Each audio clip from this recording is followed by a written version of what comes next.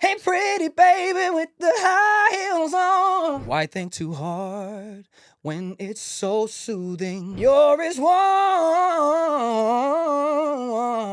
as a glass of brandy. I have to give all the credit to Ray, honestly. He's like assembled like a team of Avengers musically. By the time it comes to showtime, we have to know that thing backwards and forwards. You know what I mean? every lyric, every Have way to. it's sung. Have to. And it's like even the songs that that I'm not singing leads on, we're singing backgrounds for the other singers. Beyonce actually sampled one of my songs on Renaissance. Can we talk about NLT? Let's talk about it, man. Okay, so you used to be in a boy band. I did, yeah. Your vocal range and ability to change genres while you're singing is absolutely incredible. Thank you, man. How much of that is gift versus skill set that you've just adjusted and figured out over the years? Yeah, it's definitely like a lifetime of practice. I grew up singing in church. My mother was a singer in church. So that's kind of my foundation. I mentioned I'm from West Texas. There's not a huge music scene out there. So it was like, for me, it was like community theater, musical theater. I went to the School for the Performing Arts. But then in my free time, it was like memorizing, learning, studying, anything I could get my hands on. So R&B, rock, So I feel like I have a wide kind of range of training that I've grown up with and had my whole life that's kind of perfectly prepared me for a show like Dancing with the Stars where I can kind of switch without having to think too much about it. This is like the perfect match. Yeah, totally. How often are you challenged with a song that really pushes you? I wouldn't say like I feel super challenged too often. For me, the last week was probably the most difficult one of the season. We did Aerosmith's Dream On. Which, phenomenal performance. Thank you, man. Yeah, that one was a challenge. It's more like keeping the voice healthy through the whole season. It's like I tell people I think this season's 11 episodes. For us, we start usually a week or two before the season.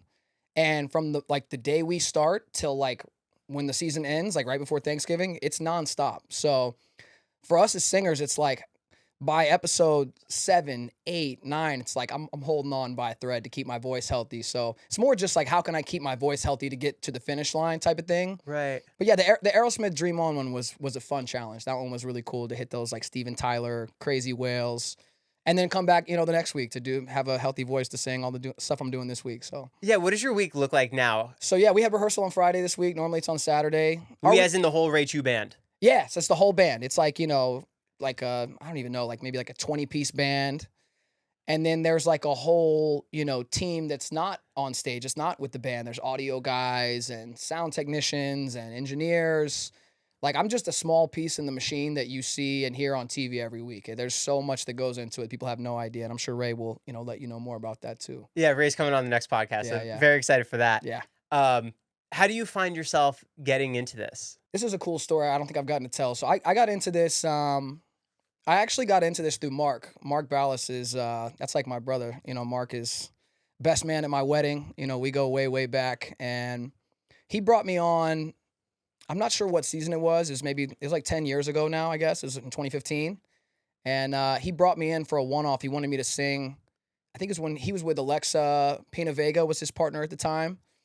And he was it was Ed Sheeran's Make It Rain. He was reminding me this, that I had forgotten this whole story. But he was like, he brought me in to sing this song. And yeah, I had known Ray already. And so. Just through the scene? Well, so this is, man, how much time do we have? I don't want to go too deep, but. Let's go 5 hours today. 5 hours, right? There was a time like some years ago when I was managed by Jessica Simpson's dad. Joe Simpson was my manager. This is when you were a solo artist? Yeah, this is, I was when I was working on a solo project. Jessica was doing a Christmas album at the time. She was filming a big special for TV on PBS, like for all the Macy's staff and everything. It was like this big TV performance. I had a song on the album that, it was like a bonus cut. I don't even know if it made the album or not. Maybe like a Spotify exclusive. Anyway, it was Jessica featuring Willie Nelson and me. And at the last minute, Joe called me and he's like, hey, Willie's not going to make the trip to New York. Need you to learn his parts, get on the red eye, and come do the song with Jessica for the special. I was like, okay, cool. That's fun. Let's do that. So flew out there, no rehearsal, dove into the show. And, I come out to do my number. And this is all live. They're filming this for TV. Like the heads of Macy's are all there. And Jessica was having like some problems with her dress, like her dress like burst open. So I was like, okay, we had to stop the taping, we can't have it on TV. And this happened like 2 or 3 times. Finally, the third time it happened, they were like, okay, let's cut the tape and let's sew her into the dress so she's like good for the rest of the show. During this time, the music director was like, hey man, we got to keep the crowd. What other songs do you know? I was like, what other songs do I know? We didn't even rehearse the one song I'm supposed to do. That was Ray. Ray was the MD for this show. And so we played like a 15, 20-minute set in the middle of Jessica Simpson's Christmas performance. And we were bonded from that. You know what I mean? It was like a cool moment. And we like, apparently it went over well. So years later, when Mark brought me in for the show, I was like, Ray. And he was like, yo, like, how you been? It just so happened that they were looking for another singer at that time. So he was like, are you around? Are you available? And the rest is history. Yeah. How many vocalists are in the Ray Chu band? 4? There's 4 of us. Yeah, so it's myself, Felicia Barton, CJ Emmons, and Kelly Say. So each one of us is like, we're artists outside of the show. We make our own music and do other stuff. So it's cool when we can all come together and do this unique, experience. It's like unlike anything else on TV. Each of you have your own vocal style that they're trying to get so you can all hit different songs? Definitely. I think that's a key reason why, maybe Ray selected each one of us for the job is like we all do different things. So like CJ's he's a big time character. He does a ton of different things obviously, but he does like Disney week. It's like that's CJ's week, and Felicia, they do like the Disney voices and the characters when you hear like Jungle Book and he, stuff like that. It's like he's got a wide range of styles. He can do Rat Pack and all that type of stuff. Felicia's more like big female vocals. She does a lot of the Carrie Underwoods and Kelly Clarksons and stuff like that. Kelly's toured with she used to tour Tina Turner and Shaka Khan. So Kelly's like in that lane. And then, I guess I'm sort of like the Swiss Army knife. I'll do pop and rock and R&B and kind of just whatever they throw at me. Wow. So you're coming up on 10 years with this show. Crazy. I know. Flies by, man. Do you have a favorite song that you've done throughout this entire time on it? Favorite song I've ever done on the show? Well, that's a great question. There's so many of them. It's like we do probably 10 to 20 songs a week. I feel like you can't even remember because everything moves so literally, fast. Like some people are hitting me online and they're like, I liked when you did this cover. And I was like, I totally forgotten I had done that. That was 8 seasons ago. I don't even remember. But for me, I always love when we get to do R&B. It's not something we get to do a lot on the show. It's usually more in the pop space but we had Motown Week. I think it was last year or the season before and got to do some Stevie, got to do some Marvin Gaye. That's always my favorite when we get to do like soulful stuff. How does it work with you finding out which songs are going to be yours and when you guys come together as a band to rehearse everything? Because I imagine a lot of it is so last minute because it is live TV and maybe you get clearances for certain things and you need to hit a certain note somewhere else. Totally. It's a complicated process, right? There's a lot more that goes into it. Like I said, I'm just a small piece in the machine. Ray and, some of the other guys in the music team, they're working for months in advance, like prepping these songs. They're working with, the rest of the music department that works with clearance and all that. Because they have to dissect every single song. No, totally. And Ray talks a lot about that, about how, it's like recreating these songs from scratch. I'll let him fill you in more on the details on that stuff. But for us as singers, we're getting the songs like maybe 5 to 6 days out. We're getting vocal assignments. Ray's deciding, okay, this one feels right for CJ, this one feels right for Travis, and so on and so on. But then it's also like, the pros can put in requests sometimes. So a lot of times pros will be like, hey, I want Travis to sing that one, Sometimes they'll have multiple singers cut a song and they'll decide, who they like, and the reference, and that's who will end up singing it live on the show, you know what I mean? But yeah, we have about 5 days to kind of prep for the show. If the show's on Tuesday, we're getting the songs usually Wednesday night. So the day after the live taping? Day after the live taping. We sort of have Thursday and Friday to like get familiar and learn the material. And then Saturday all day in rehearsal. Usually like production, the pros, they're coming back with notes of, more of this, more tambourine, less guitar, more of this, more of that. Is bass camp in the ballroom? It's in the ballroom. Yeah. So there's like, there's so many versions of each song. By the time it gets to TV, like I think for Wicked Week, it was like the opening was like version 19 or 20 or 21, something like that. It's like there's so many iterations of each song. It's crazy. People really have no idea how much work goes into it, I'm not too familiar with singing and as far as the technicalities of it. So are you just getting a music sheet and it says the notes, or are you just listening to the track and you can kind of figure it out? Yeah, so for the band, all the musicians, they work off of charts. So a lot of those guys are like making charts for every song, you know what I mean? And like I said, when there's 7, 8, 10, 20 versions, it's like new charts for every version. The whole band's got to know that. For the singers, we're usually just going by ear. Like, I'll listen to the songs a few times and I pretty much have it. And we'll run off lyrics, obviously. There's so many songs, like we need help with the lyrics at least sometimes. But yeah, it's like charts and lyrics kind of, Such a talent. Really crazy. Man. Thank you. How often are you faced with a song that you're completely unfamiliar with? That's a good question. I would say probably every episode. There's probably maybe not completely unfamiliar, um, but all the time it's like, hey, here's a song I've never really heard, or I've maybe heard a few times, but I don't know. 20 years you haven't heard You it. know what I mean? It's like, but we have to. By the time it comes to showtime, we have to know that thing backwards and forwards. You know what I mean? every lyric, every Have way to. it's sung. Have to, and it's like even the songs that that I'm not singing leads on. We're singing backgrounds for the other singers, so it's like we got to know our harmony parts, and we got to know. That like sometimes last minute all the way up to show day, like the morning of when we go through, rehearsals in the ballroom, they might be like, I don't like this part, that part, change this, change that. So it's like that training and that lifetime of experience is really like what we're relying on and leaning back. That's what kind of why Ray put us there, is we have to be able to be good in the room, on the spot, It's high pressure, it's high stakes. Yeah, what's it like for you come live showtime? So come live showtime. For us, show day, we're, the band is usually, we're usually, if not the first ones in the ballroom, we're some of the first ones there.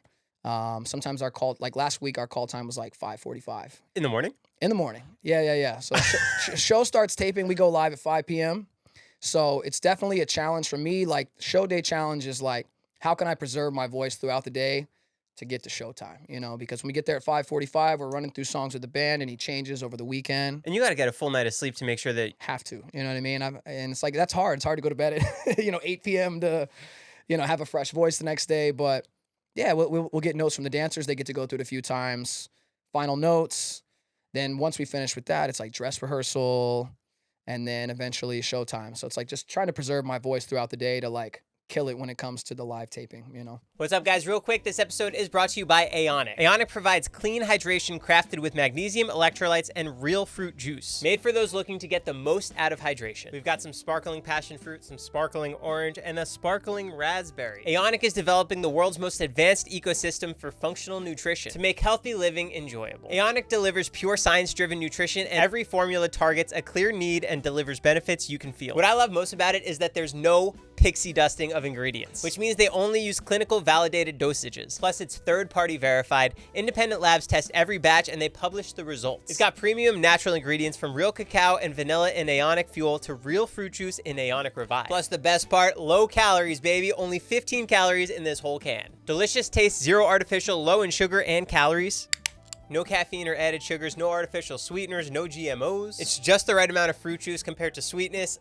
It's really good. We've got some chromium, some B vitamins, some zinc. I love drinking it after a hike. I love drinking it after pickleball. It's really, really good. So if you want to try it, it's going to be linked down below. Stay hydrated, my friends. Now back to the podcast. Do you have a specific way that you shape your voice to match a genre or a tone that you have to try and hit?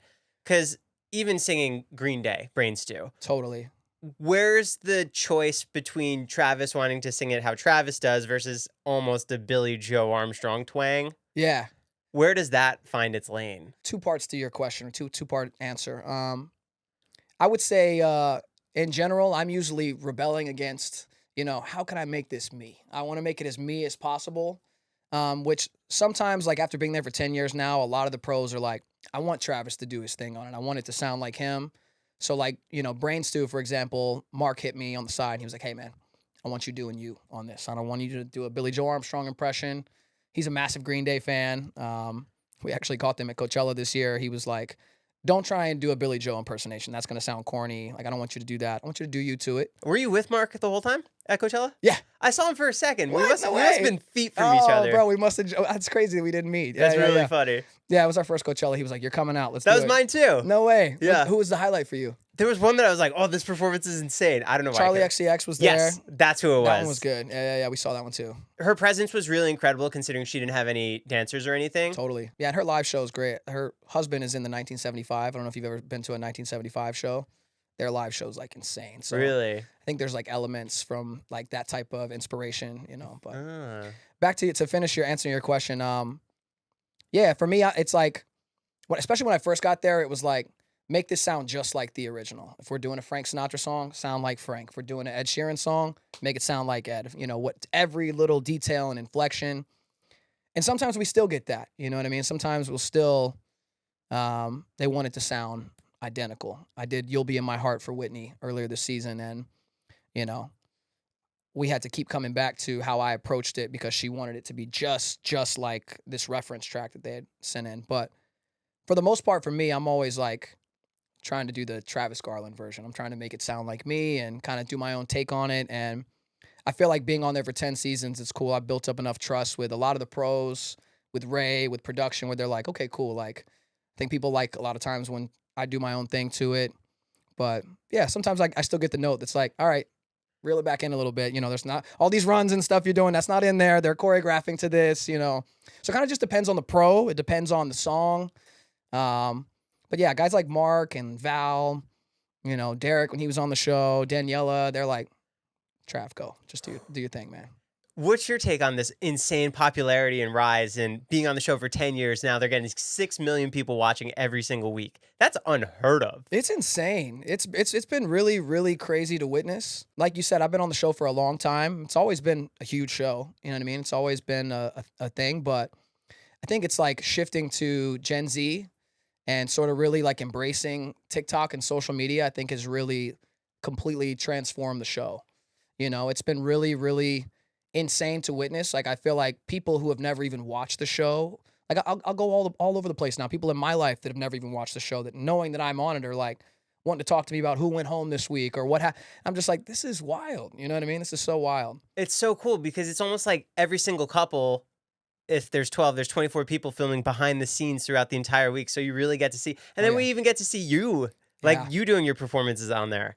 It's crazy. And I talked to Mark about this. It's like in the past, you know, we all sign a ton of like contracts and NDAs and stuff. It's like in the past, it was like, don't spoil anything for the show on Monday or Tuesday. You know what I mean? It was like, we don't want to give away the secrets. It's like the whole point is the show on Tuesday. And now it's like, oh, people want that behind the scenes. They want to know what's going on. They want to see them in dance rehearsal. They want to see the band in rehearsal. It's like, so it's been really cool for us to get to show. There's like, you could make a whole show just on what the band is doing every week, the preparation. So to get to show people like a little bit of that is so cool because it seems like people are really responding to it online. So have you ever been part of a band like this with so many like percussion and horns and musical directors? Was that ever part of your own? So I play shows. I've toured for a long time. For me, usually it's just more like standard, you know, drums, bass, keys, guitar type setup.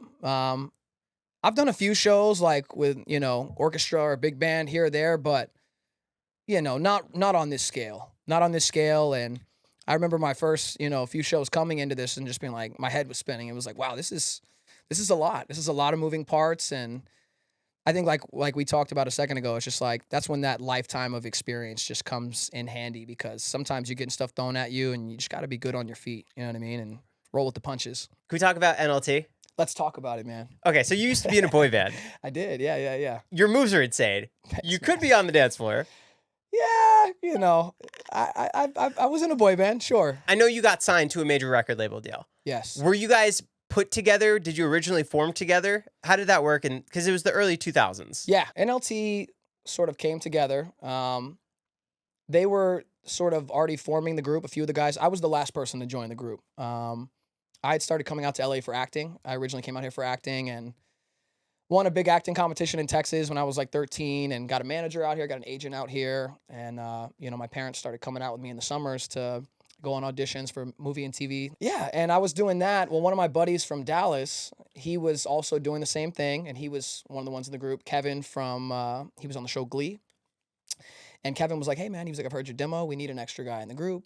Like, would you be down? And I was like, well, yeah, sure. Why not? Like, you know, I sing and dance a little bit. So let's do that. And yeah, we were thrown into it. I was 14 when I joined the group.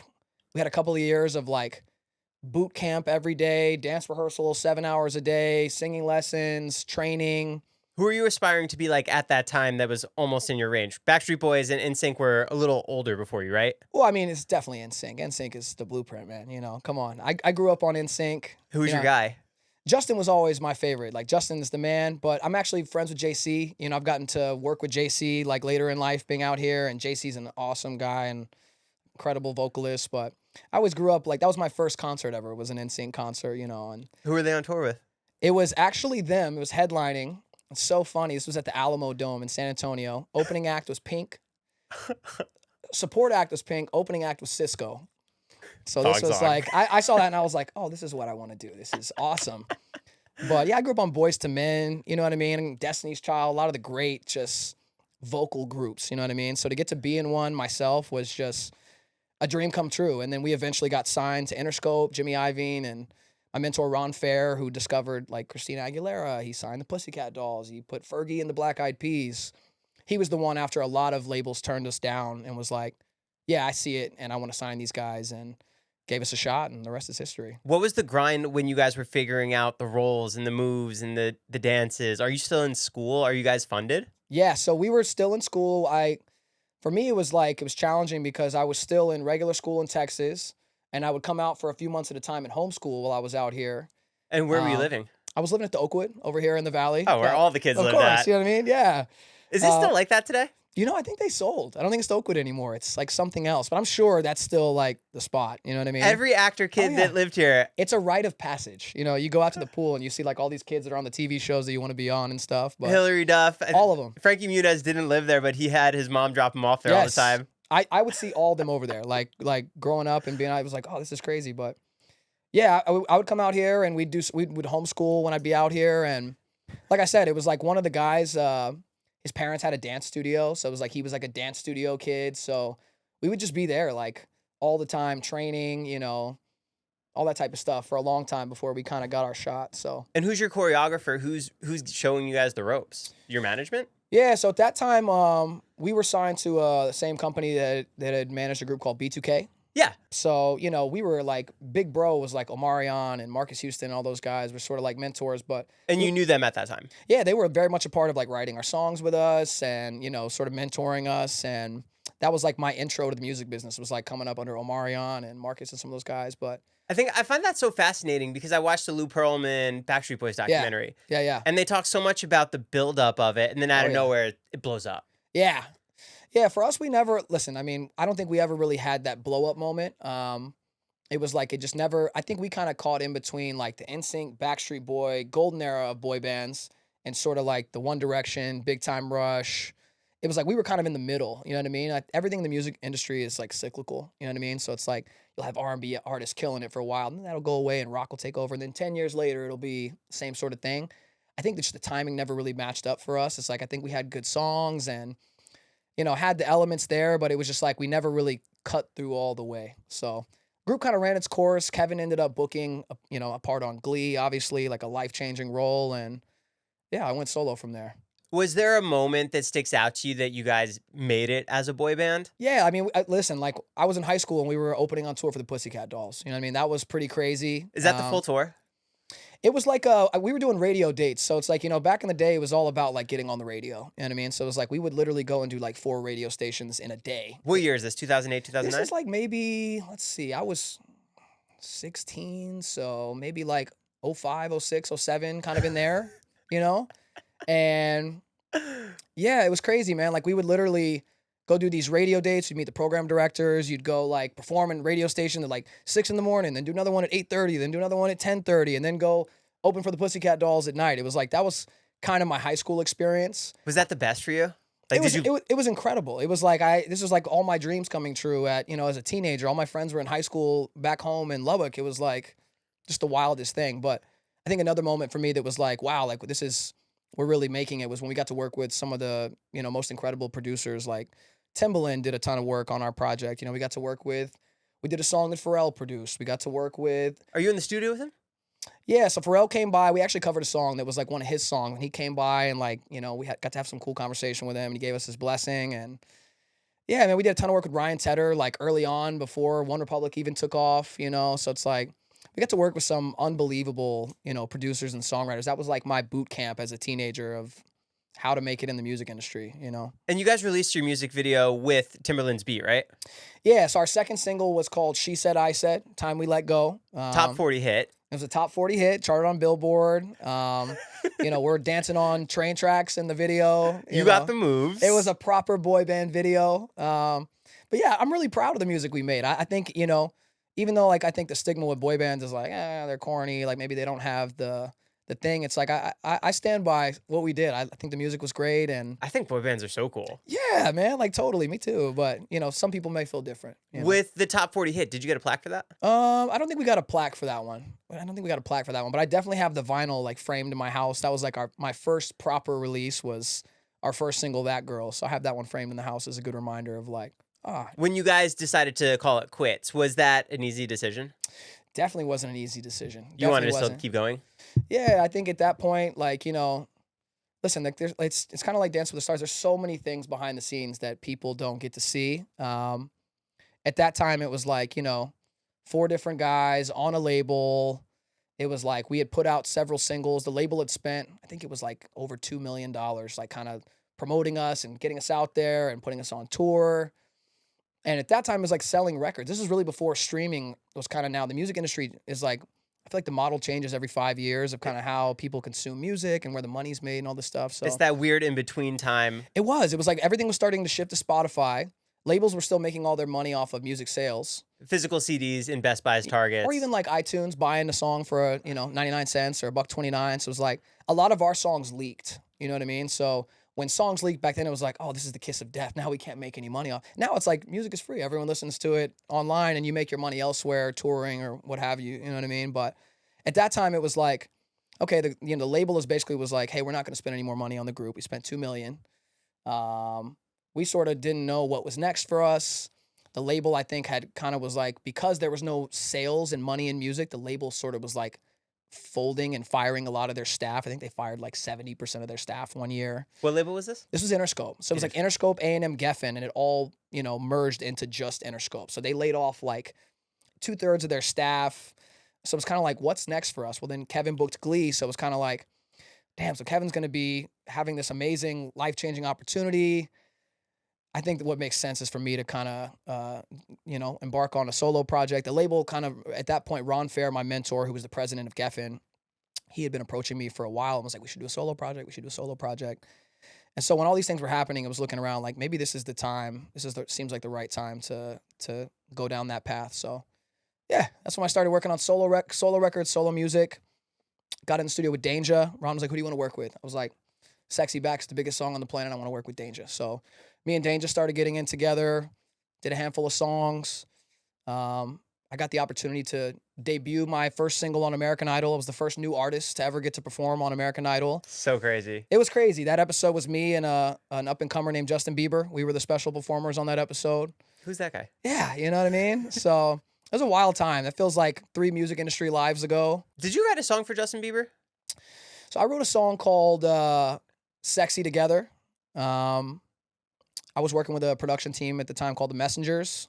You might know one of the Messengers, a guy named Nasri. He's the lead singer of the band Magic. They have that song Rude. Yeah, me and Nasri working together, and we'd done a handful of songs. He hit me. He was like, hey, do you want to use Sexy Together? I was like, I think I'm not going to use that one. I'm going to pass on it, but you guys, do whatever. So they ended up reworking that song, and Sexy Together became Never Say Never, which was the title track of Justin Bieber's. his movie and The Karate Kid. And so I ended up being a big hit for Justin, but I didn't personally write a song for him. I definitely submitted a few, but yeah, I sang backgrounds on one of his albums. He had an acoustic album, and I sang the whole, this is in that same sort of Jessica Simpson era. I was working with some of the same producers, and they're like, hey, we need you to do backgrounds in this project. So Did you ever do more stuff with Jessica? did I do more stuff with Jessica? I didn't. Actually, I didn't do too much with Jessica at that time. We kind of just did that one song on her Christmas project. What's your favorite highlight of your solo career? Favorite highlight of my solo career? Wow, that's a deep question. Let's see. I think just releasing music, like putting out an album is like such an accomplishment. I put out several albums, but 2 specifically that are like proper albums of original music. Those are probably 2 of my most proud accomplishments because it just takes, it's like climbing a mountain, you know what I mean? And especially for someone like me, an independent artist, I'm writing, I'm producing, I'm engineering. Now I mix and master my own records. I'm doing the artwork, I'm directing the videos. So it's like to get a body of work out that I'm proud of. My standard for what's good enough to put out is probably higher than most people. So yeah, when I can get a body of work together that I think is good enough to put out and get it all together and get it out there as an independent artist, that's probably what I'm most proud of. My original debut album and then my latest album, Western Fields, that I just dropped. And that came out in May. Yeah, so that came out in May. That's my newest album. It's called Western Fields. It's a Western R&B album. It has such a unique sound because I really think it could win a Grammy. Thank you, man. I appreciate that. I have people hitting me. They're like, why didn't you submit it for the Grammys? I was like, Why didn't you? I don't think independent artists like really get the love from the Grammys like that. Maybe I'm wrong. But I feel like now's the time where like it can happen. It could happen. Yeah, maybe next year. Like I'm definitely going to be putting out a lot more original music in the future. But yeah, I got that one out. That one was a labor of love. I started that project 10 years ago, and kind of just threw it in the trash. I was like, I don't know if anybody's checking for Western R&B like that. And then, as it would happen, Beyonce, started making sort of like country Western music. And I feel like that just sort of put it in the mainstream where it was like, oh, people, there's a want for this, So I put a couple of demos online. People started responding to it. I was like, okay. Well, Are these the same demos you wrote 10 years ago? Yeah, I was like, what do you guys think of these? Like, Travis. People were hitting me like, bro, what? You weren't gonna put these out? You're sitting on this? I have so much music I'm sitting on. I was like, okay, cool. So let me see this through. Let me put it out. Ironically, that same year, Beyonce actually sampled one of my songs on Renaissance, which was really cool and really gratifying, and kind of just felt like a sign, felt like some sort of sign from God, It was just like, hey man, like do something with these, you know what I mean? So was that a surprise to you? It was actually the craziest story. I woke up on my birthday and I had like hundreds of messages and tweets and DMs, and it's like, oh my God, is this you? And I was like, wait, what? I go and I listen to Beyonce. I hit my wife. I was like, honey. I was like, I think Beyonce just sampled me on Renaissance. She was like, what? I was like, yeah, I think she sampled Where to Land on this. This is Where to Land. Like, and sure enough, she sampled me. Yeah, it was just a wild experience. Beyonce's one of my, I grew up listening to her. She's from Texas. I've met her a couple of times. Super, super nice. So that was just like a really surreal thing to wake up to one day. So, and very like gratifying and just confirmation. Keep going, So it's been half a year since the album came out. How's your relationship with these songs? What has it become? Yeah, it's cool. I think for me, it's very encouraging of like, don't stop being creative. Like this is a Western R&B project. It's kind of like a weird niche thing. Not the usual thing I do. Normally, maybe I'll do pop R&B, sort of stay in that space. This is a little more like some cowboy shit that's sort of out there, and I feel like people really responded to it. And they're like, hey man, like we dig this. So gave me the confidence to like keep trying new things, to keep putting out original music, and maybe when I think something isn't good enough to put out, to just see it through and put it out anyway. Do you think putting it out as a full album in a package like that really gave it some life? Definitely. Rather than releasing singles? Yeah, I mean, I did roll out singles to start. Like I started by sort of putting out like a song every week or every couple of weeks. That's how I kind of rolled this project out. And this is all on your own choosing of how you want to do it? This is all independent, So cool. People say all the time, they're like, why don't you have a record deal? I'm like, well, when you have a record deal, first of all, the label they take all the money and they own everything. But there's a lot of cooks in the kitchen. You have to do what the A&R wants from you, what the label wants from you, what's most, commercially viable. It's like when you're an independent artist, it's just pure. What do I think is great? What do I like? You know what I mean? What do I think people are going to like that I like, and finding that intersection of what speaks to you? I think that's the purest form. As an artist, you have to have that, Some are for other people, some are for you. But yeah, when a label comes on board, it's a whole different ball game, So I love being independent. I love being able to make music the way I want, to release music the way I want. And I think with the way social media is now, it's like having that direct, line to your fans, to people who love what you do. It's like, it's just, for me, it's the best situation. Are there any other creative choices that you really enjoy about being an independent artist? I would say just having complete creative control, honestly, like from the artwork to the music videos. A ton of my friends are artists and they're signed, and, I'll pull up to their sessions or their video shoots or whatever. And it's like, it's not their vision. It's so, I'm like, how do you get ideas off this way? Unless you're just at the top of the food chain and you're like, Lady Gaga or someone like that who could like, whatever you say is going to go. It's like, I just don't know how for me as a true artist and creative, I can't work that way. I can't work with 10 people breathing down my neck telling me what this has to be. I have to be able to, express myself the way that feels authentic to me. And yeah, I don't know. Being able to have all that creative freedom, who are your top 3 favorite artists who are just doing what they want that you're really impressed by them? Great question. Top 3 favorite artists. I don't know if I can say all time, but I'll say right now who I'm listening to, I really like. I love what Daniel Caesar's doing right now. I think he's fantastic. I love Miguel. I think Miguel is really great. I think he always comes with something creative and different. He doesn't seem to care about what's trendy or what the radio is doing. I love Tame Impala. Love Tame's new album. But I would say, okay, I'll say all time. An all timer for me is D'Angelo.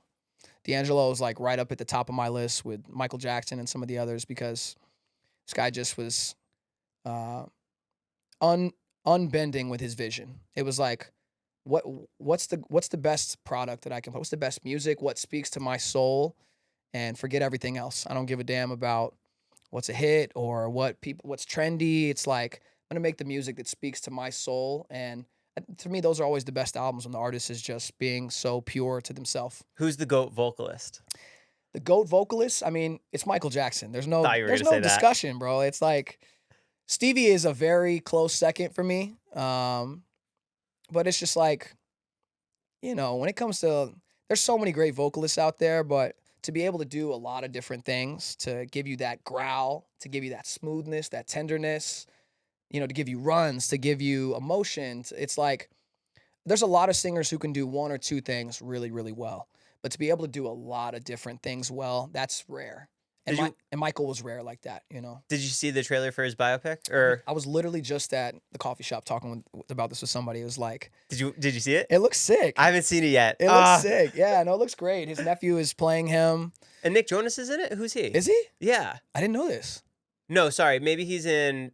Is there a Kiss biopic coming out? You know what? There's a Bruce Springsteen one coming out, and it's the guy from Jeremy Allen White. Jeremy Allen White. Yeah. He's playing Springsteen. I saw someone paparazzi the Kiss's sons, and they said Nick Jonas was in it. No way. That'd be sick.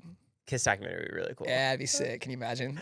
If you could sing any song that you wanted to on Dancing with the Stars, what would it be? It would probably be. I've been begging for like a Michael or a Stevie week. We got to do some Stevie, I think, last season or the season before, so that was like a thank you moment for me. There's a Prince week coming up, right? Prince week is coming up. I'm excited for that. Do you have your songs for that yet? Haven't gotten song assignments for that yet. You have all your songs for the 20th anniversary, right? Yeah, so we rehearsed those yesterday. We got those. There's some good ones on there. I'm excited for that. Yeah, Prince week is going to be sick. I'm praying I get to do Purple Rain. Praying I get to do that one. But for me, if I could do any song on the show, it would probably be something by Michael or something by D'Angelo. I don't know if D'Angelo is ever going to make it to Dancing with the Stars. I don't know how a rumba to Untitled How Does It Feel would work. But that would be a dream for me to do How Does It Feel or Spanish Joint. One of those like great just musical R&B records would be insane. Do you ever find yourself getting sucked in the dance in the competition and when you're in the middle of that you have to sing? People ask me this question a lot. They're like, how do you focus with the dancers right there? And my answer is always, I hardly even watch the dances. I'm laser focused on what I'm supposed to be doing. Everyone else in the ballroom, they're there to enjoy the show. They're there to like enjoy the experience. You know what I mean? For me, like I'm a part of the show. The dancers and production, there's a lot of pressure on us to deliver. So Ray always does a great job of like, top of the show, like getting us like we have like a like a pep talk before. It's almost like team going out of the locker room. You know what I mean? He's like, listen, guys, 2 hours, lock in. We're gonna be fierce. Exactly. He's like, listen, I need you laser focused for 2 hours, lock in, because it's high stakes, it's high pressure. People say, what happens when you mess up? We don't. You've never forgotten a lyric? Never. We're not, and that's why we have the iPads right there. It's like, we are not allowed to mess up. You know what I mean? Imagine the band messed something up, so it throws off the dancers. They don't get a good score. Maybe they go home. That would be a worse. That could never happen. You know what I mean? So that's what blows my mind the most is that you guys are so perfect. Sometimes I think it's a track, but I know it's real. Yeah, no, we're singing live every episode. You know so what I mean? Insane. It's crazy. It's crazy. Yeah, my voice is hanging on right now, but yeah, man, I'm so laser focused during the show. It's like I'm usually not even watching the dances because I always want to be on point and make sure, that I'm, it's like the rent is due every single week. You know what I mean? It's like every single day you got to show up and prove. This is why they put me in this seat. This is why I'm here. And I always want to represent myself and Ray and the rest of the band in the best way possible, If we wanted to do this podcast on a Wednesday, would you be able to do that? On a Wednesday? Or do you need a rest? Wednesday is like shut up and don't talk for me. Yeah. Usually Wednesday and Thursday if I can manage it. It's perfect world, you don't talk. Perfect world, I'm not talking Wednesday and Thursday at all because I'm usually sounding like this on Wednesday. I'm like, all right. Oh, wow. So you like whispering to strangers? I'm not even talking on Wednesday, but what about Monday? Yeah, Monday I'm usually pretty good and ready to go, going over my songs one more time, kind of just prepping, trying to get to bed early. You know what I mean? I can't believe you guys get there at 5 a.m. Listen, man, talk to Ray about that. Be like, listen, Ray, we need to have a little bit later call time. It honestly just depends on what the workload is that week, and there's last minute changes. Like last week, our call time was meant to be like 6:45, 7, but then changes come through. Hey, we got to change this for, Danielle and Pasha. They need a tweak at bar 16, such and such. We got to go over that with the band to like make sure we're ready for morning rehearsals. Well, they start coming in at 8. So it's like, we got to take a break for breakfast. That means we got to be there at 5:30 or 6 or whatever. So They announced at the show, they're like, the first time ever Prince cleared the songs, we're going to be able to do a Prince night. crazy. So where do they decide when they're going to use Prince's voice versus having a live vocalist? Where does that? That's a great question. I wish I could give more info on that. That's probably above my pay grade. I think there's on any show like this, there's like a music, like the music supervisor or I forget exactly what their title is, but that question's above my pay grade. They're deciding, I would imagine it has to do with budget and, what they can clear and what they can't clear. I think it costs more to clear the master versus like clearing something that the band will recreate and that sort of thing. So I'm not really sure how that process works, but yeah, that's over my head. How does it work with dancers who may want to throw something in where if they want you to go like, hold that note a little longer because we're going to go like that? That happens all the time. That happens all the time from like rehearsal day all the way up until the show. Some of the pros are like way more just like hands off with it, and they're like, okay, we love it. We like, they'll hear the reference from rehearsal and be like, cool, it's great. Or they'll hear the master before, we like that arrangement. Cool. That's on the Monday when you guys are doing the dry run through? They'll usually send in notes to Ray, and we'll get those notes, over the weekend. Hey, this is going to be this, and Monday we'll, get notes, and then Tuesday in the morning we'll like lock all that stuff in before everybody comes in. But yeah, it's like that happens all the time, especially with the more musically inclined pros. Like, Val's a musician, Mark's a musician, Derek's a musician. A lot of the guys like play over there as well. So a lot of times those guys will have like really specific notes. Hey, I need an accent, a tambourine hit here to accent what I'm doing, choreographically, you know what I mean? So the devil's in the details for sure. Like Ray will dive into that with you, but it's like so much of what we do is like the finest details, you know what I mean? What's something that the audience might not realize about what your task is to bring on Dancing with the Stars? That's a good question. Something that the audience doesn't realize what my task is to bring. I would just say like the work that goes into it, right? Like ultimately, our job is to make it look easy. Our job is to make it seem like, oh wow, look at them just like effortlessly killing that John Mayer song or that Aerosmith song or that Frank Sinatra song. But to sound that great as a band, it takes a ton of preparation and a ton of time and a ton of work. And like I said, I'm just a small piece in the machine that you see. I'm one of the lead singers, so you see me out front, but it's like there's just so many guys that are working around the clock for weeks and even months in advance to make sure that when it comes to showtime, everything is great and we sound on point and you hear a great product on TV, And I have to give all the credit to Ray, honestly. He's like assembled like a team of Avengers musically. That's just like everyone in the band is like, Lynette is our new keyboard player behind us. She tours with Childish Gambino. She's his main keyboard player, Ray has obviously played with everyone from like, the Isley Brothers to like, Rihanna to like literally everyone, you know what I mean? All the musicians in the band are playing. I think a couple of our horns guys are on tour with Kelly Clarkson and Lenny Kravitz. And so everyone in the band is like incredibly talented in their own right. So yeah, I think people just don't realize how much work goes into it and how much preparation, This is a deep cut. Yeah. Being on Dancing with the Stars for 10 years. Okay. What's been the most chaotic live thing that you've witnessed from where you are in the ballroom? The most chaotic live thing I've witnessed in the ballroom. Let's see. One of the first ones that comes to mind, there was like a protester one season that like wanted to jump out on the ballroom during the middle of the show. I think it was for Ryan Lochte. This guy like literally jumps out the audience and had like a t-shirt on and he like wanted to say something on live TV. And I think Derek was the first one over there. I was like in his face, like, hey, you sit your ass down. Get out of here, man. Like Derek was like, superhero over here. That was pretty wild. There's been a couple of times where it's like right down to the last minute where we're still figuring stuff out musically that can get hectic. When you say down to the last minute, how before showtime are we talking? I mean, listen, 99% of the time, everything's dialed in like top of the day. So it's like we don't have to, even worry about that.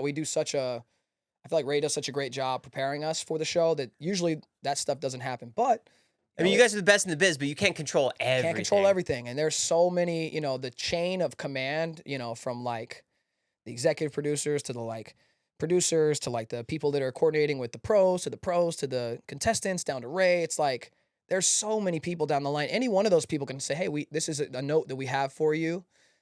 Stuff is changing all the time. So sometimes it's down to like minutes before the show, but that's rare. That usually doesn't happen, you know. On a scale of 1 to Bruno, Yes. how dramatic do you get when you hit a high note? How dramatic do I get? Because even in your dry rehearsals that you post on TikTok, I'm going there. You get there. I'm going there. Listen, I have to feel it. You know what I mean? If I'm not feeling it in my performance, how are the people at home going to feel it? You know what I mean? So for me, it's like, you can't fake the funk, right? You have to like really, really commit to, same with these dancers are committing to their routines. I'm committing to these songs I'm singing. So I would say I get pretty dramatic. You know, I was in a boy band, man. You know, I come from like real performance and real just going there with dancing and, you know, selling it and touring for years. So, you know, the day you see me not giving my all is the day that I probably should quit, you know. Being in a boy band, what did that teach you about being a performer? Oh, so much, man. So much. It's like that was the most challenging thing ever because it was like doing choreography and singing live in harmony with 3 other guys and being on point when you're out of breath. And you know, we used to have the like handheld mic, the headset mics. Was that a preference? Or is that the norm? It was mandatory. It was kind of like, you know, the boy band. You know, you're using your arms to, you know, to dance and to do choreography. It's like that was just like the ultimate training, you know. It was like cardio mixed with choreography, mixed with, you know, cerebral, being sharp, knowing what you're doing next while knowing your vocal parts and your harmonies and slipping in and out of harmony. It was like there's almost nothing more challenging performance-wise than being in a boy band, I would say, you know. When you get signed to Interscope, is there a signing bonus? There was, yeah. Yeah, we got a nice check. That was when there was still some money in the music industry, so. And you were 16 at that point? I believe I was 17 when we got signed. Yeah. So that was pretty. That's pretty crazy. It was like going back home to Lubbock, and at that time it was like. Are you signed Travis from Hollywood? Yes, I was Hollywood. You know, it was like, and there's a lot of guys. Listen, I'm from West Texas. It was like a lot of guys giving me a hard time being in a boy band, that type of thing. But you know, they didn't have much to say when I was making more money than their parents, you know, in high school. So that was cool. Did you spend on anything? Oh yeah, of course, definitely. Like blew it on a car. I had an Escalade when I was. I had an Escalade when I was like 18. But yeah, man, you live and you learn. You know. So was base camp then? Was that you went back to Texas, or you were living in Hollywood? So when we got signed, I moved out here full time. My dad moved out here with me at the Oakwoods. Yeah, so we were living at the Oakwoods for a few years out here. Base camp was out here, and that was a crazy jump too, coming from like a small, medium-sized town in West Texas to like living in Hollywood and being in the studio with Pharrell and Timbaland, Ryan Tedder, and you know, it was a wild change of scenery for sure. At what point do you meet Mark Ballas? This is a fun story. So I met Mark actually, I think right after the group sort of like kind of parted ways. I think I was 18 or 19. Mark's a couple years older than me. He was going on a date with this girl I knew. She lived across the street from me. She's an artist too, but she called me and the girl I was dating at the time. She was like, "Hey, this guy asked me out. We're going on a date. I've never really hung out with him. Will you guys come over and hang? He's going to pick me up just to sort of break the ice and make it a little less awkward." I was like, "All right, cool." So we walked across the street to her place and got there. I remember Mark was in a pair of he hates when I tell this story. He was in a pair of khakis. All right, my man had his Dockers on, fresh pressed. Okay, this was pre-tattoos, pre-long hair. This was clean cut. Mark Ballas. All right, and I met him. I was like, all right, this guy's a sweetheart, a little bit of a nerd, but sweet guy. And we started talking. He was like, "What do you do, man?" I was like, "I'm an artist." He was like, "An artist? Oh, you paint?" I was like, "No." I was like, "I make music." He was like, "Oh, no way, me too. I play." I was like, "Okay, cool." Has his guitar on him. If you know anything about Mark, my man always has his guitar in his car? In the trunk of his car at all times, ready to go. Oh, wow. Pulls out his guitar. We start jamming. I was like, "Oh, hold on." I was like, this nerd can jam. Okay. Cancel the date. That literally happened. So we sat there and jammed for like 3 hours. The date never materialized. We literally just sat there and jammed, and yeah, just been like inseparable ever since. You know, that was like many, many years ago now, but that's how we always bonded over music. You know, Mark is, I don't know, I think people are learning this more now, but you know, his mother is Shirley, you know, ballroom queen of the Michael Jordan of ballroom, essentially. But his dad's a musician. He's a flamenco guitarist. He plays percussion.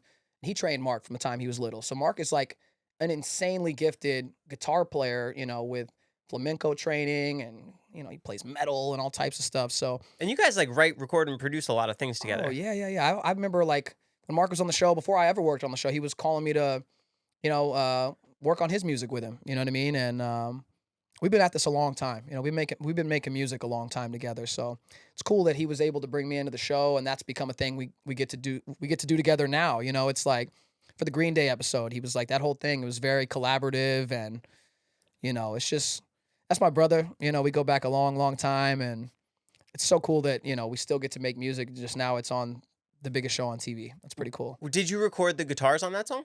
So Mark recorded the guitars on that one. I would never, guitar is that's his lane, So he recorded guitars on Brains too. He did. Dun-it. Yeah, so I think he's, that's it. He's Mr. Rock guy. So he was like, these guitars are a specific way. So I know he reached out to Ray and was like, I want to do this a certain way. I have the guitar sound. My man has 100 guitars in his basement. So he found the right guitar for it. And it's so funny because I was talking to him because Brains 2 was the very first song I ever learned to cover on guitar. No way. And I'm like, it's 7, 5, 4, 3, 2, 1, right? He's like, yeah. Come on, bro. I love it. Okay. Yeah. So then how much do you attribute you and Mark and then knowing Ray? Like all of that is the reason really why you were able to get on the show and stay? Definitely. I mean, I would like to think that I'm able to stay because of my own merit and well, of course, your talent, your skill, your range, your ability to do it. Yeah, but I mean, Mark brought me in. I give him all the credit. He was it's that intro. Yeah, he was telling me the other day. He was like, bro, he's like, I used my budget that year on you. He was like, I had a little bit of budget left for whatever, and he was like, bring in my boy Travis. I want him to sing this song, and I was able to reconnect with Ray, and the timing kind of worked out. Where at that time, there was a singer that was like had just left the show and they were looking for somebody. So for a while, I was like a rotating chair. They'd have different guys come in, and I think I won out the spot over time. So, wow. Yeah. So now it is Saturday today. Yes. Tomorrow you're going to be rehearsing all day? So tomorrow we're not rehearsing. I think they're doing something else in the ballroom. But yeah, next couple days are rest days. I'm trying to save and recover my voice. I'm actually working on my new album right now too. Do you have a name for that? I don't have a name for it yet. I'm excited to roll out this next project I'm going to be doing. I haven't really talked about this much, but I'm going to be, I've already started it a little bit, but I'm going to be bringing fans in like day by day and kind of bringing them into the recording process, the writing process, and documenting the whole thing and like making an album in a short period of time. So I'm excited to do that. I've never done that before. To me, that's like a very sacred process. The creative process, the creation process is like, some days it's, it's great and you make a hit and it's like, wow, this is amazing. And other days, a lot of times it isn't that, you know what I mean? It's frustrating and it's like ups and downs, right? The creative process is like, some days you're like, I'm great at this. And other days you're like, I should never make music. I'm terrible at this. So I've been hesitant to do that, but I'm excited to bring people inside and kind of take them along on the journey for this next project I'm working on right now. So you just want them to understand like how it's done? Yeah, I just think that's what time it is. I think if anything I've seen like with this show, it's like people love to see the process. For me, it's like I come from the school of like, don't put it out until it's perfect. Like don't show the imperfections and stuff. Like give them the finished product. It's fantastic and great songs and great vocal, but it's like I think that people can connect to and resonate with seeing the imperfections now and seeing like, oh, like this is cool. Like he struggled with figuring that part of the song out or singing that part or whatever it is. It's like I'm human like anybody else, and yeah, I just want to try something different. For me, like I'm a creative. If it's like I can't do the same thing over and over again, it's like I want to try new stuff. I want to push myself, and I think this is that for me. It's that next challenge. I think it's so cool that you went back for Western Fields and got those old demos and like really pushed those through. Yeah, man, that was like I said, that was a labor of love. That was the first album I mixed and mastered myself. So for a long time, when I first moved to LA, I was just a singer. I wrote a little bit. I would do some songwriting, but I really had to develop myself being out here into a songwriter and then a producer. And I learned to engineer when I was like 20. So I started I engineer all on your own. Oh yeah. I engineer cut my own vocals, and I'm a wizard in Pro Tools and Logic. And my latest one is I started mixing and mastering last year. So the Western Fields project, I was like, I want to learn to mix my own records. I want to master my own records. If there's anything I've learned in this industry, it's like, you can't wait on other people to give you an opportunity. You have to create opportunities for yourself. So for me, I never want to sit around waiting on someone to, I don't ever want to rely on anyone else. I want to be able to do everything myself. And like I said, it goes back to being an independent artist. It's like, I have to be able to move how I want to, when I want to. And yeah, man, I just think that's part of the journey. Do you have the whole vision of the album art and maybe a music video of how you want to do it? I have some ideas. I definitely have some ideas. I have a few demos I've started that I think are really strong. I'm really excited about. As far as like the whole project, it's still sort of taking shape in my mind.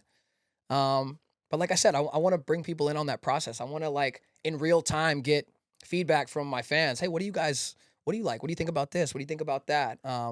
That's so I cool. actually started something this week where, I feel like I've gotten a lot of feedback on my TikTok and Instagram of like, hey, you need to release these covers from the show. Like we really want to hear like Brain Stew. We want to hear the Hamilton stuff. You know what I mean? The Wicked stuff. They're like, we want to hear these covers. We're tired of going back to your Instagram, your TikTok, and having to, you know what I mean? So I've done a couple of cover albums before. I think I'm going to try something now where I went on the other day and I was like, hey, if I was to do another covers album, what would you guys want to hear on it? And, fans are chiming in real time. Hey, this is what we want to hear. We want to hear this song. We want to hear that song. So yeah, was there anything that really got to you? yeah, it's been remarkable to me how much people are loving like some of the Broadway style stuff. So like I said, like I'm a musical theater kid, like Mark. I grew up. There's not a music scene in West Texas. There's like musical theater. There's church. Like that's it. You know what I mean? So like I've done like Broadway stuff like as a kid in Texas my whole life. So when it came time for like Hamilton, I did that voice, and I was just like, wait, what? That's you singing? I didn't know you could do that. I was like, well, I don't prefer to sing like this, but I can do that, So it's been cool to really get to show like the wide range of things that I'm able to do this season, and I think I'm gonna try and show that on this covers project that I'm working on now, and try and get that out before the end of the year. And yeah, excited about that. In a perfect world, how many songs are on that? For me, like the less the better. Like if it could be 7 to 10, that would be ideal. But I'm doing like some weeks, like for Dedications Week, I think we did 11 songs as a band. I think I sang 7 of them. So it's like, there's 11 weeks. If I'm doing like 2 to 5 songs a week, it's like, that's what, 50 to 70 songs. It's like, I'm going to have to try and trim it down. Maybe it's like 12 to 20 songs. 20 seems like a lot, maybe like 15, How would you structure a cover? Like, where do you find where you want the rebirth of a song to be? Do you slow it down? Do you make it acoustic? Like, where does Travis find that happy medium? That's a good question. It's interesting because on the show, like most of the time, the mission is make this sound as close to the original as possible. And Ray does a fantastic job with that. We have a guy named John Kubis who is like literally a wizard, who is like, he's a big part of our team behind the scenes of dissecting these records and finding the sounds. If we're doing Britney Spears week, he's going in and like going through hundreds of snare sounds and synth sounds and bass sounds to like find those exact sounds that the band can play live. I think for me, when I do covers for myself, it's more like, how can I put a different spin on this? How can I make this even better than the original, or just more my style, more soulful, more. So that's always kind of my approach when I do a cover, is like, how can I put a different spin on this and make this even, just something different and special and soulful, That's so interesting. Yeah. Can we fire through some fan questions? Let's go. Do you have any advice for aspiring singers? Dedicate yourself to your craft. I think that now more than ever, like with AI and auto-tune, vocal processing, a lot of these things, it's like, especially in the new generation of artists, there's just not as many great vocalists. Not saying there aren't great vocalists, because there's plenty, but I think the bar is definitely lower these days. And I think it's just so easy for anyone to make music and anyone to decide they want to be a singer. I really would just encourage anyone who wants to do this professionally to like dedicate yourself to the craft, because that'll carry you a lot of times when, hype and nonsense maybe doesn't, Let's say you weren't doing Dancing with the Stars or your own solo stuff. Okay. What other lane would you do to be a professional singer? If I wasn't doing Dancing with the Stars, I would probably just be making music. I spent a long time doing covers on YouTube. So for me, that was something when, the group was done and I had done a bunch of solo stuff and I was kind of like disenchanted with making my own music. It was like, I still love to sing and I still hear songs that I'll be like, oh, this is a great song. I'd love to do my own version of this. So for me, YouTube has been a big part of my journey. You know, I've gotten like hundreds of millions of views doing covers and stuff on there. So that's something I've always enjoyed. And I would probably be doing covers and making original music. And yeah, that's something I've always enjoyed and would probably still be doing. Would you do music videos for your new album if they were covers? Definitely. Definitely. So is that something people can look forward to? I think so. Yeah, I think so. I think yeah, I love to perform, and I think that's something that like for people a lot of times to really get it, it's like I feel like that's what's really cut through for me this season is people seeing me perform these songs in rehearsal. They're like, "Oh wow, like one didn't even know there was a band." A lot of people are saying, "I had no idea there was a band. It was live."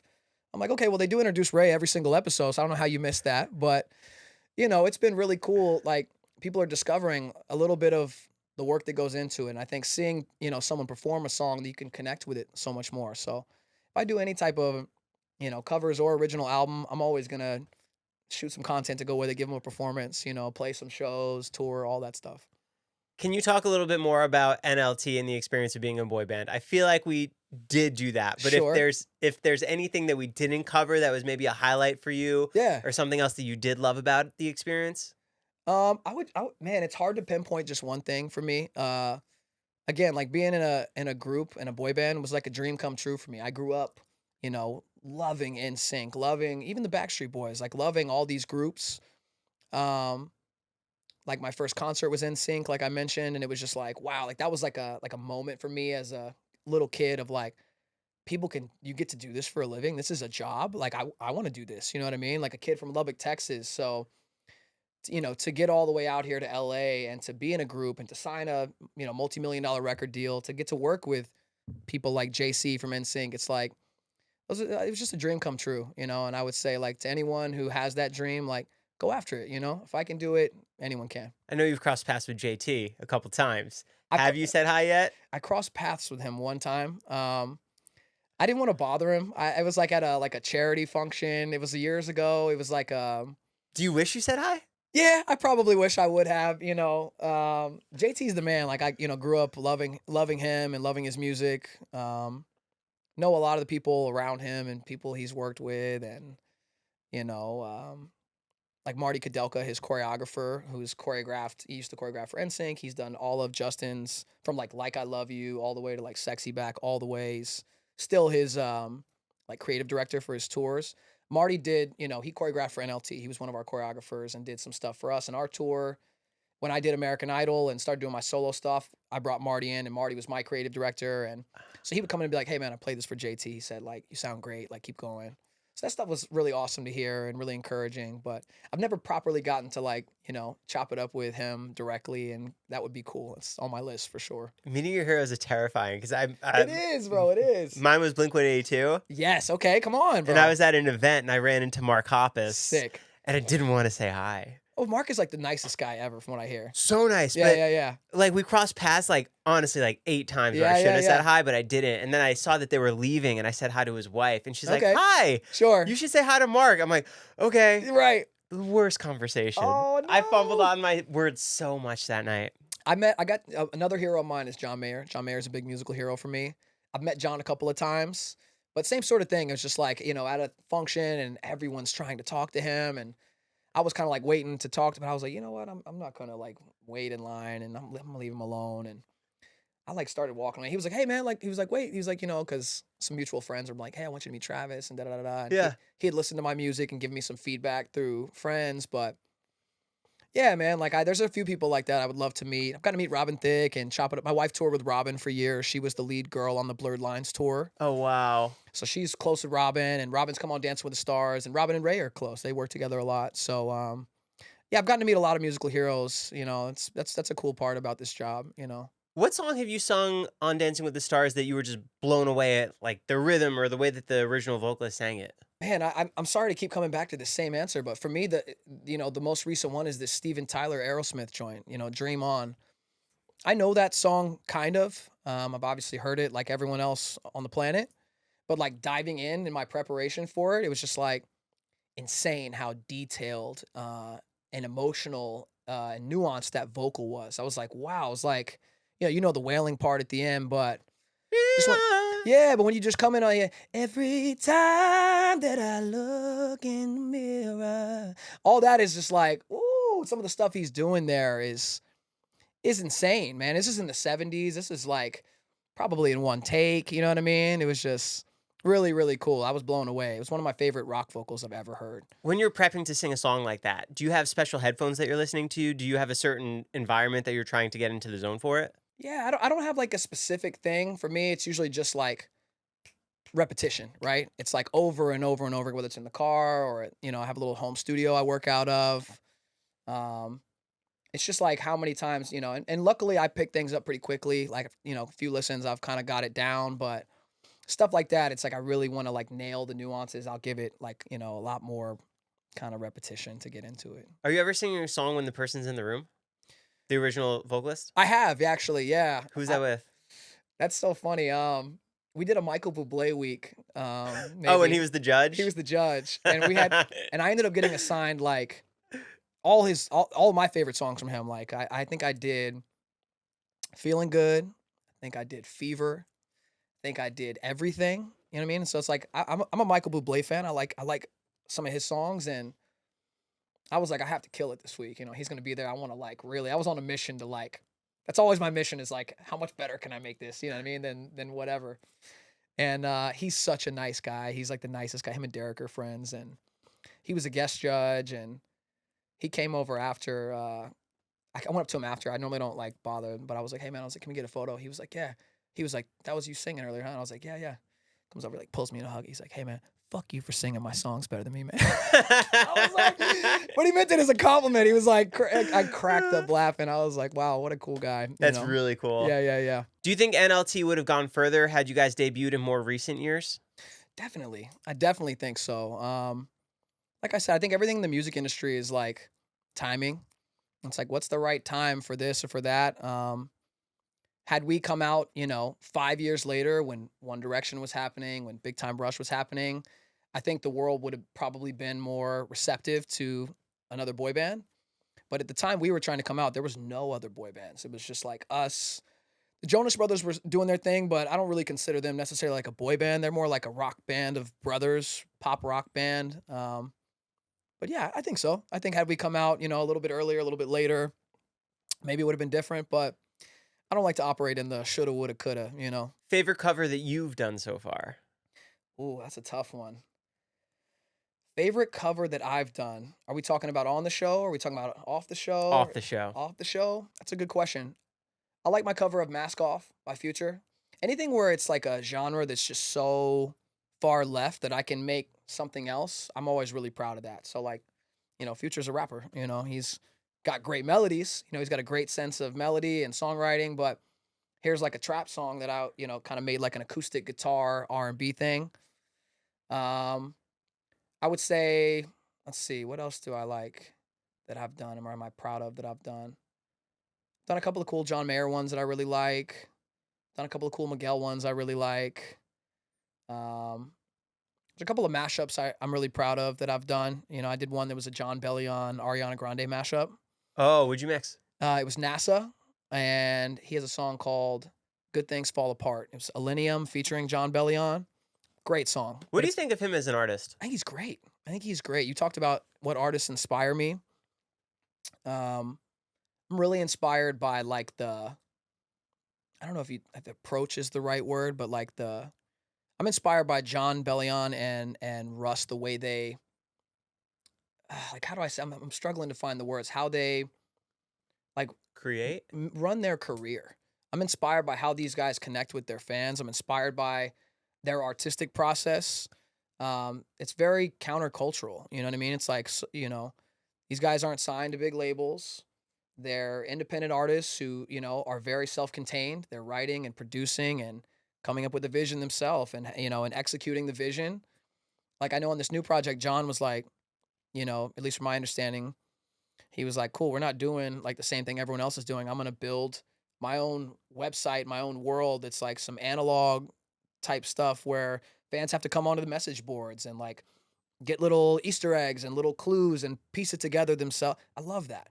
That's so cool. Like, and, you know, And I think as a fan, that's really cool. It's like, oh, this is like really exciting and different. Like, how do I connect with my favorite artist? And isn't just like, here's my single, go stream it, it's out now. It's like, who cares about that? That doesn't connect with people, you know? So I'm always fascinated by, you know, I think when I first got out here, it was like, how can I write the best songs and the rest will take care of itself? But that isn't usually the case. It's like you have to put that same creativity and thoughtfulness into how you're reaching people and doing that in a way that connects with people that they want. You know, how as a fan would I like to be, you know, reached out to and connected with? I don't know. That's something that fascinates me, and I'm always thinking of like I talked about my next album. I'm like, I'm really excited for that because I just think that's cool and different to bring people in on the process and share that. That's a cool way to connect with fans that I would enjoy as a listener, you know. You said you're hoping that it comes out by the end of this year? So I'm gonna get a covers project out by the end of this year. So I'm hoping to have that out by Christmas. It'll be some songs from the show, some songs not from the show. I'll obviously be doing like my own versions, so it won't be like probably anything necessarily just like you're hearing on TV. I want to like put my own spin on it and new arrangements and that stuff. But yeah, I think a covers project by the end of this year, and then next year we'll go into a new album project. I have some exciting stuff planned for next year that I can't wait to share with people. Do you already have demos for that? I have a few demos. Yeah, I'll play you some stuff off camera, Please, and get your vibe on it. Yeah. Do you have perfect pitch? I have really good relative pitch, which is sort of like if I hear something, I can pick out the key pretty quickly. Perfect pitch is like, you know, when you hear it and you're like, oh, that's F minor. You know what I mean? For me, I'm like, I can hear it and go, that's the key right there. What is that? And figure it out on a piano pretty quickly. That's relative pitch. Did you ever have any moments where you're in like a record label meeting and sing on the spot and you're singing in front of all the... Always. Literally, that was my boot camp. That was my training being out here, because it was, you know, when you're in a group, you're trying to get a record deal, you're literally going to this label and that label and this TV show and this network. So it's always like, I feel like I was like forged in the fire of like sing and dance right here on the spot, do a backflip off the table in choreography, and then do an acapella. And you just do it. Yeah, man, for sure. Had to be ready at all times. So yeah, definitely. Is it rude to ask you to sing? Not at all. What you got, man? What do you want to hear? I don't know. What do you want to do? Dream On? Is that hard? Is that Dream On's a little crazy. Whatever you... Okay, when Mark first had me on the show, it was you know, he had to do a song called Make It Rain. That was like a cool blues one. So it was like make it rain. Make it rain now. Make it rain. Make it rain. Make it rain. Make it rain now. Make it rain. Make it rain. That's incredible. Thanks, like, man. Actually incredible. Thanks, man. Are you always just like on? Always ready. Always stay ready, man. Definitely, yeah. Can you do Brain Stew? I can do Brain Stew. Brain Stew's like, let's see. I'm having trouble trying to sleep. I'm counting sheep but running out. As time ticks by, still I try. No rest for cross tops in my mind. On my own, here we go.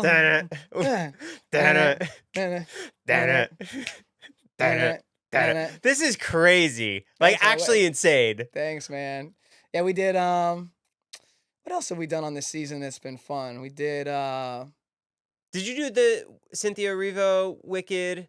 I did Dancing Through Life. So that one was like, you know, that was more Broadway, a little less soulful. It was like, dancing through life, swaying and sweeping, and always keeping cool. Life is careless. Life's more painless for the brainless. Why think too hard when it's so soothing? You know, dancing through life. If only because dust is what we come to. Nothing matters, but knowing nothing matters. This room just like lit up. Oh, this man. is absolutely insane. This is my vocal rest days. I'm a little scratchy, but that was crazy. thanks, man. Yeah, I love when we get to do stuff like anything bluesy, like you're as smooth is Tennessee whiskey. You're as sweet strawberry wine. You're as warm as a glass of brandy. And honey, I stay stoned on your love all the time. I don't know what else to do besides clap. Yeah, thanks, man. Thanks. That's insane. Thank you, man. What do you think of Elvis as a vocalist? Elvis is great. We did an Elvis week maybe like 2 seasons ago. I'm still waiting on a Michael week. You know, if we could have an MJ week, maybe next year, like when the movie comes out. What would you want? Would love to do. Okay, would be sick if we got to do. Hey, you knock me off of my feet now, baby. Hey, pretty baby with the high heels on. You give me fever like never ever known. Just a product of loveliness. I like the groove of your walk, your talk, your dress. I feel your fever from miles around. I pick you up in my car and we'll paint the town. Kiss me, baby. Tell me twice that you're the one for me. Way you make me feel. Phenomenal. Like, actually phenomenal. I'm going to give my voice a rest now, yeah. Wow. Thanks, man. Are there any songs that you're excited to sing on the 20th anniversary night? Let's see. On 20th anniversary night, I'm doing... Let's see. What did we do last night? I'm doing Earned It by The Weeknd. So I'm excited about that one. I actually have a cover out of that I did years ago. Oh, and it just happened to be that's the song. I got assigned Earned It this week. So Ray assigns the songs every week based on, who he feels fits what and, pro requests and all that stuff. But I got Earned It this week. Love that song. The cover I did is a little more my style. Definitely go check that out if you haven't heard it already. But yeah, I'm doing that one. I'm doing what else am I doing? Let me actually just pull up and see. It's so crazy that your instrument is your voice. It is. It's definitely challenging to manage at times. That's probably the most challenging part of show days. Like, I think Ray touched on this, and they just did a cool behind the scenes on the show of like the band and all that stuff. And it was like, being there at 5:30 is hard enough, but like being a singer, we're going through, really challenging songs at 5:30, and then again at 8:30, and then again at, till lunch, and then dress rehearsal. By the time it gets to the show, we've had a full day of singing with like smoke and pyro, and you're breathing this stuff in. It's like, it is challenging. It's really challenging at the end of the day to deliver a great vocal. So I'm really proud of what we're able to do every week. That's something that we take a lot of pride in the band, And it's so cool because it's immortalized and you have the best dancers in the world choreographing to your voice. Totally. I think that's hit me more this season of like, this is really cool that like, here's some of the highest level ballroom dancers on the planet. There's really brilliant creatives, someone like a Mark Ballas or a Val, you know what I mean? Or even a Derek. Sometimes it's like, while these guys are the highest level doing, modern day Fred Astaire, modern day Gene Kelly. And then we have like really, really incredibly high level musicians in the band. Like I mentioned, horns players for Lenny Kravitz, guitar players for this artist, percussionists. Our percussionist Roland this week, he's literally he's doing the Rock and Roll Hall of Fame ceremony for Outkast. So it's like I hit him yesterday. He missed rehearsal. He's like, "Hey guys, I can't talk. I'm in rehearsal with Stevie Wonder right now." It's like these are the guys that are backing up, the dancers when they're performing. So it really is like a really beautiful thing. All these high level creatives coming together, and I think that is a part of why it's the biggest show on TV. I think that's why it hits home with so many people is because it's such an amazing final product. Yeah. Okay, I'm doing Singing in the Rain this week. So that's very just singing in the rain, just singing in the rain. Very like standard Frank vibes. I'm doing Ain't No Sunshine. It's like a remix for Dylan and Daniela. Ain't no sunshine when she's gone. It's not warm when she's away, yeah. Ain't no sunshine when she's gone, and she's always gone too long. Anytime she goes away. Doing that into Earned It. You make it look like it's magic. 'Cause I see nobody but you. I'm never confused, yeah. Hey, I'm so used to being you. Yeah, that one's gonna be a fun challenge. That one's a difficult song to sing on Tuesday. Yeah, I think those are I have one other song tonight that's like a jive called Dance With Me tonight, but it's kind of my workload for this week, in addition to singing backgrounds and all the other ones. So, yeah, man. I'm so excited to see it. Thanks, bro. I really appreciate you having me on, and this has been really cool. Awesome. Thanks so much for coming by. Thanks for having me, man. This has been great. Guys, go follow Travis on Instagram, TikTok, Spotify, Apple Music. Spotify, yes. Let's start there. And Spotify, YouTube, TikTok, all that stuff. Awesome. Thanks for coming by. Thanks, man. Appreciate it. See you guys. That was so good. Joe, thank you, man.